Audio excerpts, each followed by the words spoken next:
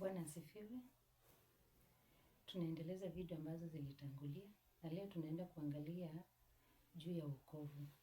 Na ni katika kitabu cha waraka wa kwanza wa Petro, waraka wa kwanza wa Yohana 2:4 inasema hivi: yeye asemaye nimemjua wala hazishiki amri zake ni muongo, wala kweli haimo ndani yake. 6 inasema hivi: yeye asemaye ya kuwa anakaa ndani yake imempasa kuenenda mwenyewe vile kama yeye alivyoenenda. Ni mara ngapi tunasema tumeokoka?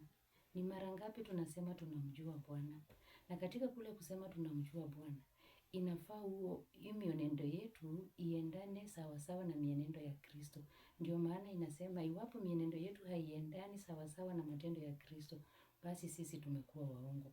Tuangalie kitabu cha waraka wa pili wa Petro 2 kuanzia 2 hadi 3 inasema hivi: na wengi watafuata ufisadi wao, na kwa hao njia ya kweli itatukanwa. Na katika kutamani watajipatia faida kwenu kwa maneno yaliyotungwa, ambao hukumu yao tangu zamani haikawii, wala uvunjifu wao hausinzii. Na wengi watafuata ufisadi wao. Nani huyu ambaye anafuata ufisadi wa nani? Wewe ni mfuasi ambaye unasema umeokoka na unasema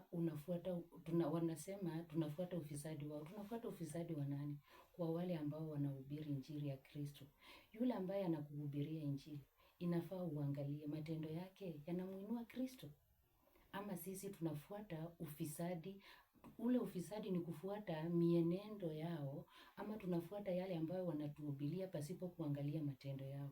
Kwa sababu katika kule kufanya hivyo tunamtukuza Ibilisi, na yale matendo ambayo si mazuri yanafanya nini? Yanamdhalilisha Kristo. Kuna wale wahubiri ambao matendo yao ni ya kuomba sadaka, matendo yao ni fitina, matendo yao ni uasherati. Chunganga mhubiri na kile kitu ambacho anahubiri. Katika kitabu cha Yohana 15:22 inasema nini? Kama singelikuja na kusema nao wasingelikuwa na dhambi, lakini sasa hawana udhuru kwa dhambi yao. Hii inazungumzia wale ambao wanafuata wahubiri kiupofu, ambao waangalie wao wahubiri yale ambao wanayahubiri wanayatenda.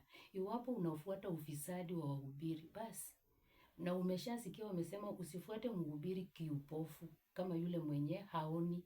Mfuate ukijua hii yenye ninafuata itamuinua Kristo. Na iwapo hautaangalia, basi hautakuwa na udhuru, basi sababu Kristo anasema hautakuwa na udhuru sababu umeshaijua ile kweli. Na mbarikiwe na hayo.